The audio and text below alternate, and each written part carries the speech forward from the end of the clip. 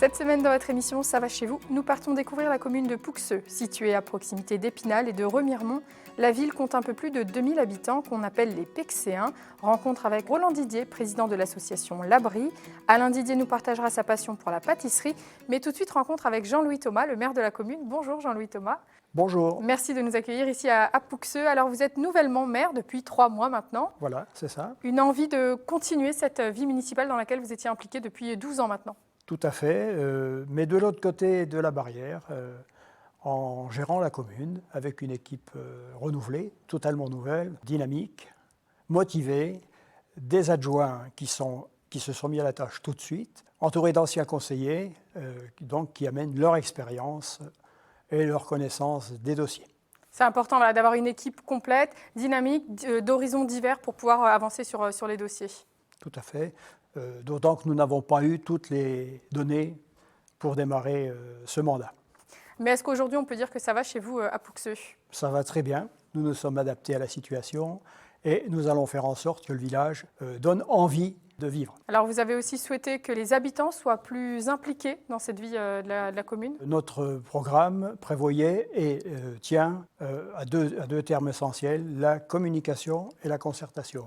C'est-à-dire que nous avons prévu d'ouvrir les commissions municipales à des personnes qui ne seraient pas élues et nous avons commencé à mettre en place ce qu'on appelle la concertation, mais réelle, effective, avec les habitants du quartier des Chartons. La rue est en cours de réfection et nous avons préalablement à tous les travaux associé les habitants, les riverains aux décisions qui les concernaient. Et il y aura d'autres travaux un peu plus tard sur une plus longue parcelle, ça fait partie des projets de Pouxeux. Un projet avec le Vogélis de mise à disposition de parcelles, de 10 parcelles, qui pose un certain nombre de problèmes de circulation, donc nous voudrions les déplacer sur des zones constructives. Toujours constructibles aujourd'hui, alors que le SCOT nous limite un peu sur cet aspect-là. L'idée, c'est de pouvoir accueillir encore des habitants, des Pexéens. Tout à fait. On a un certain nombre d'équipements, beaucoup d'équipements, à disposition de la population, les écoles bien évidemment, la crèche, donc, des équipements sportifs, le terrain multisport, un stade qui vient d'être rénové aussi, avec un terrain synthétique que beaucoup nous envient. Donc nous avons aussi intérêt à garder de la population et avoir une population jeune qui vienne s'installer à Pouxeux. Il fait bon vivre à Pouxeux? Il fait bon vivre à Pouxeux. Jean-Louis Thomas, merci de nous avoir accueillis pour nous faire découvrir Pouxeux. Nous continuons notre découverte avec Roland Didier, président de l'association L'Abri. L'association L'Abri, créée en 1977, gère un centre d'hébergement et des chantiers d'insertion ayant des activités autour du réemploi, de la revalorisation, de la réparation et de la vente. Les 2 axes de travail principaux de L'Abri sont l'insertion socio-professionnelle et le développement durable. Roland Didier, merci de nous accueillir ici. Nous sommes dans la menuiserie de l'association Abri, donc une association qui est née il y a pas mal d'années, 43 ans. Une association au service des personnes en difficulté, en situation de précarité. Expliquez-nous.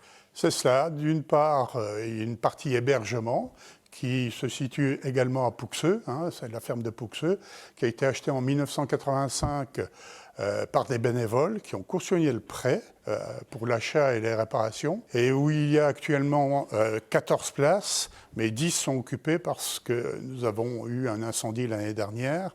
Le centre d'hébergement et de réinsertion sociale, c'est 35 places.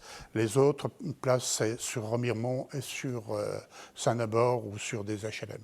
Comment viennent vous trouver les personnes pour ce centre d'hébergement? Alors, c'est le 115 pour les urgences, et puis c'est ce qu'on appelle le SIAO, qui est un organisme départemental qui organise la répartition des hébergements sur l'ensemble du territoire vosgien. Alors donc, il y a ce centre d'hébergement qui était la fonction initiale de l'Abri, mais petit à petit, vous vous êtes développé vers donc des champs d'action comme l'insertion professionnelle. Nous sommes ici dans la menuiserie, le premier atelier de l'Abri, de l'association. Pourquoi avoir voulu étendre vos champs d'action, vos champs de compétences? Parce que historiquement, il fallait nourrir les personnes, il fallait les faire travailler, les occuper. L'insertion en tant que telle date, on peut le dire, du RMI, donc une loi de 88 ou 89. Et le mot insertion nécessite des financements, mais nécessite une professionnalisation. Et d'autre part, très vite, les dons ont afflué. On a mis un système de collecte, de récupération, de dons, de vêtements, de meubles. On reçoit plusieurs centaines de tonnes de meubles par an par une filière qui s'appelle Écomobilier, ce qui nous permet de récupérer, de retravailler sur ces meubles, sur le mobilier, et puis pour la partie qui n'est pas réutilisable, elle part dans une filière et elle finit en copeaux pressés pour aller vite. Mais rien ne se gâche, tout se réutilise ici à l'abri. Oui, tout à fait. Alors on voit des meubles autour de nous, ils sont tous donc réhabilités, on va dire, et ensuite ils sont revendus dans une des 3 boutiques de l'abri. L'abri a en premier lieu la braderie de Saint-Étienne, qui est maintenant fort connue. Il y a entre 100 et 150 personnes qui passent tous les jours à la braderie, et c'est tout ce qui se récupère, qui est trié, qui est remis en service, est bien sûr vendu, qui permet quand même aussi d'assurer nos fins de mois. Et nous avons 2 magasins, l'un au Coster-Bayard, dans la zone d'activité du Coster-Bayard, et l'autre c'est à Cornimont. Alors combien de salariés, combien de bénévoles aujourd'hui à l'abri? On compte 35 bénévoles. Ça a toujours été une association où les bénévoles sont à l'origine de cette association. Cela étant, il a fallu professionnaliser. Il y a une directrice, il y a des encadrants, il y a des personnes qui travaillent la nuit. Ça fait 24 ou 25 personnes en personnel permanent et il y a 50 emplois à temps complet pour les chantiers d'insertion. Alors à Pouxeux, donc il y a cette menuiserie. Les personnes qui sont en insertion professionnelle, comment elles vous découvrent, comment elles viennent à votre rencontre? On prend les gens qui sont en grande difficulté et qui ont besoin de reprendre le travail et qu'on leur apporte quelque chose en matière de formation, mais d'accompagnement social aussi. Donc il faut savoir qu'il y a plus de 60% qui sont au RSA. Il y a des travailleurs handicapés, il y a des gens qui sont au chômage. Il y a un agrément, c'est-à-dire qu'il faut passer par Pôle emploi. Ça représente combien de personnes par an en insertion professionnelle? Il y a eu, je crois, 140 personnes qui sont passées dans les chantiers d'insertion cette année. Et donc, à part la menuiserie, quels sont les autres chantiers d'insertion? Alors, il y a d'abord toute la collecte.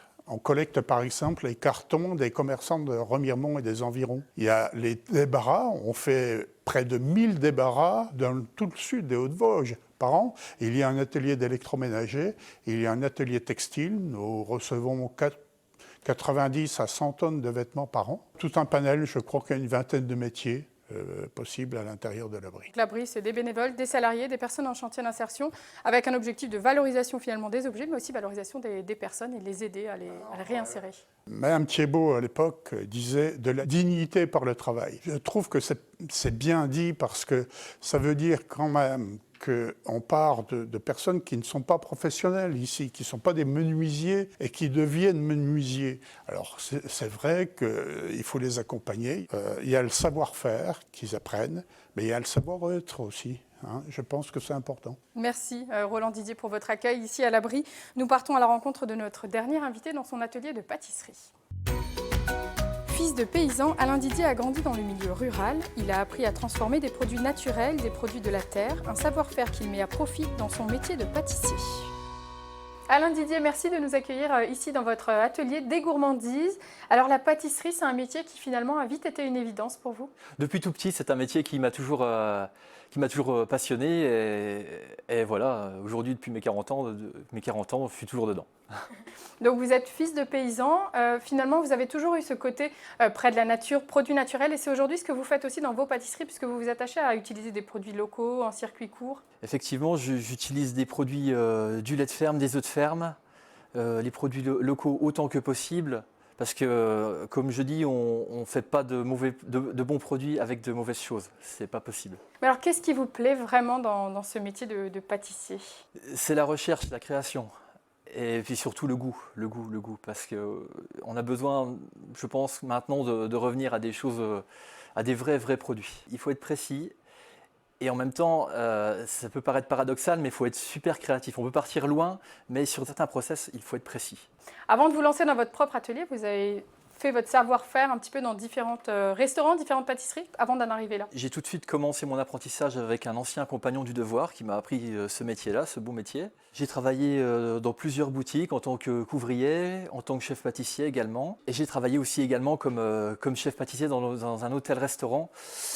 Ça a été vraiment une révélation aussi pour moi, une manière complètement différente de voir la pâtisserie. Et après, vous décidez de vous lancer. Alors après plusieurs années de métier, finalement, dans votre propre atelier, quel a été le déclic en fait? Je pense que j'ai toujours eu ça au fond de moi en fait. Il me fallait peut-être un peu de temps, de maturité, d'expérience, mais je pense que c'est la finalité. C'est l'aboutissement finalement de toutes ces années de travail. Professionnel, ouais. Est-ce que ça a été facile de s'installer, de trouver la clientèle nécessaire? Pas forcément, mais les réseaux sociaux m'ont beaucoup aidé. Et essentiellement, c'est le bouche à oreille. Je fais un gâteau d'anniversaire pour 15 personnes. Il y a du monde autour. Les gens parlent et les gens reviennent. Et c'est une croissance exponentielle. Vous travaillez beaucoup pour donc les anniversaires, les baptêmes. Le confinement est passé par là aussi, la crise sanitaire. Est-ce que vous avez ressenti une baisse? Comment ça s'est passé votre activité? Oui, pendant le confinement, ça a été très très très compliqué. Effectivement, il n'y a pas eu beaucoup de commandes. J'avais prévu un super produit pour Pâques, pas pu publier de publicité. Donc j'en ai pas fait beaucoup. Bon, après, l'avantage, c'est que juste après le confinement, j'ai repris mon activité de plus belle, mais vraiment, vraiment de plus belle. Est-ce qu'il y a certaines choses que vous préférez proposer, des gâteaux particuliers que vous préférez faire, confectionner? Ouais, ma spécialité, c'est la pièce montée. Hein. C'est la pièce montée et le chou craquelin en fait. Et j'ai élaboré une recette, j'ai retravaillé une recette pour arriver à quelque chose d'assez bien C'est ça qui plaît. et ça plaît beaucoup, beaucoup. Alors, c'est un milieu où la concurrence est quand même assez importante. Les pâtisseries, il y en a beaucoup dans le secteur, mais même un peu au-delà. Est-ce qu'on arrive à se démarquer? Comment on fait pour se démarquer?